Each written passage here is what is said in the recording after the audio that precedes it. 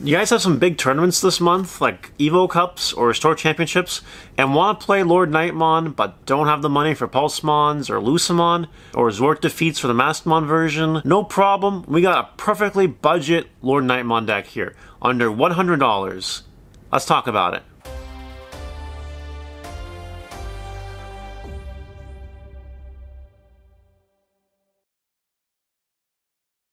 Hey everyone, hope you're doing well. I have been testing this deck for weeks.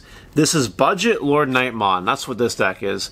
No Pulsemons. This deck, you can build it for under $100 US currently, and I didn't want to make this deck profile until it had a very positive win rate on the mirror match, because you're going to see the mirror match everywhere, and it doesn't matter, regular Lord Knight, Maskmon Lord Knight, this deck has what it takes. And it's budget. I'm going to explain why it has what it takes, and if you want to play a non-budget version, you can do the two. But I know people are complaining about Pulsemon being expensive, they can't play Lord Knight because of it. Now you have a chance. You have a chance, and it works. It also does well against things like Tacti Turbo decks and purple, green, you know, stuff like that. Even not bad against security control.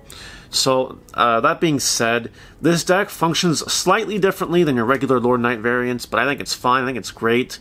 It's also not playing, you know, the Meteor Shower package, which I know is taking off. It's like a regular Lord Knight slash deck, but with no Pulsemons, and it's really focusing on the DP reduction. That being said, I hope you guys enjoy the video. Don't forget to like, comment, subscribe, turn the notification bell on the smash potatoes. That way you know when all these amazing Digimon videos come out. Also follow me on Twitch, because we do all this Digimon stuff live, so that's pretty cool. So we always start with the babies. We're playing 4 Pikmon. When attacking, if you have 3 other Digimon on the field, you minus 1,000 something. Really comes up a lot, really allows you to hit magic numbers, and magic numbers are very important for deleting certain Digimon. And then we play 1 Koromon. When you attack once per turn and you have 3 or less security, you minus 1,000 something. So this will always come up more than this, which is why we're playing 4 of it and 1 of this. I really want the DP reductions over Upamon and anything like that because of the mirror match, and it does come in handy, even against things like Rookie Rush. The extra thousands do come in handy. So that's it for the babies, they're perfect. Level 3s, we're playing 4-Starmon, on play, minus 1,000 for each Digimon you control. Very good card. We follow that up with 4 Patamon. This is the Patamon that came in the yellow starter deck. The inheritable, once per turn, when your opponent's Digimon is deleted by going to 0 DP, you gain a memory. Ideally, you want to set up, you know, 1 of these or even 2 of these, so that when you start deleting things, you start getting memory, and allows you to have more efficient turns and more powerful turns. And it comes up, whether it's a Starmon that's deleting things or something else. These Patamons do put in work, they gain you a lot of memory. I do really like the card in this deck. Next, I know I'm playing for something you guys might not like, but take my word for it. 4 Kotemon in this particular deck is very good, if not absolutely necessary. What it does is, on play, reveal the top 5 cards of your deck. You can add 2, basically, Knight cards to your hand out of the 5, which is Knightmon, Gladamon, and Lordknightmon, obviously. I play 4 of it because it allows you to continuously cycle your deck. And you can resolve multiple in a game. It's very important that you keep in mind what cards you put in the bottom and what order you're putting them in. Because if a game goes long enough, which sometimes it does against security control and other decks, you might actually see the cards you stack with this, and you want them to be in the right order. So it does take a little bit of skill if it's going to be a longer game. But besides that, being able to add your Lord Knight pieces is very good and very useful. The last 2 rookies we're playing in this deck are 2 Bushy Agumon. Now, I know I've been riding the Bushy GG meme for a while now, but this is not the deck for Bushy. This is not an aggressive deck. This version of Lord Knight is more of a board control deck, not so much an aggressive deck. So your win con isn't necessarily going to be turbo into Bushy GG. It's just not. You're going to be consistent with your Kotemons, you're going to delete things with your Starmons, you're going to gain memory with your Patamons, and that's all deck's going to do. Bushy is there for the random win shot. It is there, and it does come up, and it's really cool when it does. But I think 2 of it's fine, no big deal. Sometimes you see it, and if you don't see it, it's not a big deal, because you're winning anyway. Because these other rookies do the job for you. And that's it. Honorable mention here goes to Lotmon. You can play this card if you want. I personally do not like playing this card, because in this particular deck, there are no real payoffs. There's technically 1 payoff in this deck that allows you to pay off from having 3 of your security. Lotmon can burn yourself. It's something I don't want to deal with this in this deck. Sure, it's draw power to replace the Pulsemons, and I started the budget version with this deck, but eventually I started to rely more and more on Kotemon because I just wanted to do more Lord Knight plays. And drawing the random cards with Lotmon was cool, but I found that the damage was becoming a little too harmful.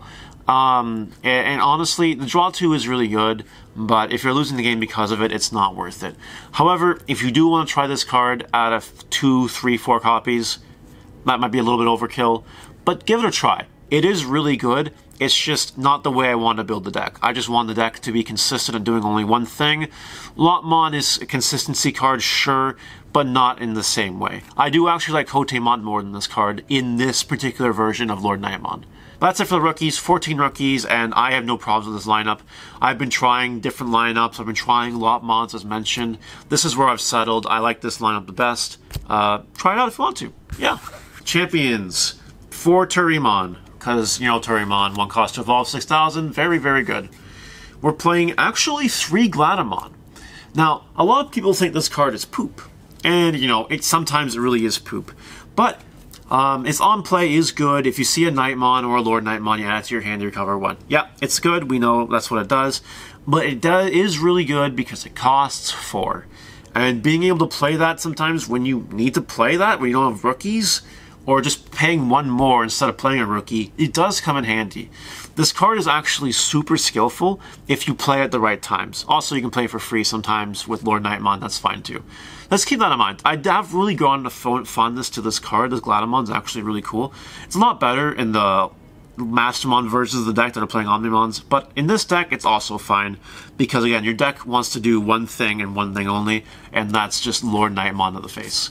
So 3 of this is fine. And we're playing 4 blockers, we're playing 2 Unimon, and we're playing 2 Pitomon. This is perfectly intentional, because both blockers have different applications. This costs 1, it's very good. But it loses to a lot of things that Unimon does not. Things like Shoutmon, Nidhoggmon, it's harder to kill in the mirror match. So I'm going right now for 2 and 2. Perfectly fine. And if you want to swap this lineup around, like this lineup for more blockers or less blockers, depending on your local meta or what you want to fight against, if you're having more issues against Rookie Rush and things like that, play more blockers. If you're not having issues with them, this lineup is fine. But yeah, that's for the champions. 11 of them, perfect lineup. I love this. Wouldn't change it personally. Level 5s. This is a pretty straightforward lineup too. Knightmons, 4 of them. On play, minus 4,000. You play for free with Lord Knight. Really good card. 4 War Growls, because this card is insane. This card is actually insane. This is technically your only payoff for having 3 for your security. Get plus 1,000 attack. Great, okay. But Main Digiburst 2, minus 4,000 or something, really comes in handy. Let me tell you. Oh man, I love drawing this card. I love seeing this card. Every time I see this card, I feel comfortable. So there you go. 4 War Growl, way to go. The final level 5 is randomly 1 Sirenmon, because sometimes you get a lot of memory to work with, or even a 3 and a Blinding Ray. You can play a Siren and then a level 6. That's just really freaking good, if you ask my opinion. And sometimes you will brick, it happens. But if you have Sirenmon in your brick hand, you drop a 5. And it's not that bad. I really do like the one of Sirenmon. I wouldn't play more, but it does come in handy. Even the fact that it costs 2 to evolve comes in handy sometimes, because it lets you power play into very good plays. It does. So the 1 Sirenmon I think is cute tech, and it's fine. This was kind of the latest change to the deck, and I love it. Like, straight up. But yeah, 9 level 5s, wouldn't change any of them. Very good lineup. 6 is, for the star of the show himself, Lordknightmon. All turns plus 1,000 for each Digimon you have, and when attacking, play a level 3 yellow for free, or a knight, a warrior, or yeah, warrior card, level 5, you know, even. Unless you play Knightmon or Gladamon or in your level 3s. The card's very, very good, very, very broken, very, very tier 1. Yep, just play it. Lordknightmon allows you to facilitate some crazy knockouts with things like this, War Growl previously, Knightmon, Pikmon. You know, you kill things. You do kill things in this deck, and Lordknightmon helps. It's also very aggressive, so very good. Next, 3 Slash. 3 Slash, just win evolve minus 8,000. That and War Growl usually is enough to kill things. Really good card. Yep, that's it. That's actually it for level 6s. I have no complaints. This lineup's perfect. It's fine. It's great. Everything here does DP reduction, technically, if you make it with Lordknightmon. So it's triggering your things like your Patamons, and it's gaining you memory, and it's doing a lot of cool plays. That's it. Easy peasy. And next up, 3 Chaosmons. Last Digimon in the deck. Minus 7,000 to 2 targets, or the same target when you Digivolve. When it's deleted, you gain 3 memory. This card is all about... You want to drop this card as early as you can against the mirror match, because it's very difficult for them to get over this while being effective to them, beneficial to them. Preferably you evolve it on a slash. Preferably you evolve it on a slash. Because evolving a Lord Knight feels bad, but evolving on slash feels really freaking good. Especially if you have a Chaosmon slash Wargrowl turn, my god. You just basically delete whole boards. But yeah, 3 of them, I want to see it, and need it to be often enough. It's a very good card. Nothing to say. I was playing 4 at one point, but that was a little too much. So 3 is fine. Next up, 3 Blinding Ray. All know what this does. Trash security, get 2 memory. If you have no security, you play for free, and you get 2 memory. It's broken. No security effect, but that would just make it more broken. So this card's amazing. Play 3 of it, it's good. Finally, 3 TKs. On play, take a yellow and heal 1 if you do. If you take your Chaosmon, you don't heal anything. It sucks. But it's also your memory tamer and activates insecurity. You need 3 TKs. I was playing 2 for a bit, didn't see it enough, bumped up to 3, saw it whenever I wanted it. Really good card. That's it for the deck, guys. Let's close up. That's the deck, guys. I really hope you enjoyed this deck profile. This has been a piece of art for me for a few weeks. I didn't want to release this deck profile until I knew it had what it takes, until I knew all the ratios were perfect and it was consistent enough. And I think this deck is there. I think if you take this deck to a Store Championship or even an Evo Cup, I think you'll do great because it's beating other Lord Knight decks with Pulsemons. Consistently.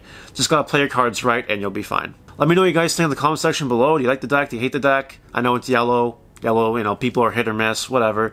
But at least it's not as degenerate and as expensive. So hopefully you guys enjoyed it, and I hope you learned something. That being said, we're done. See you later. Bye.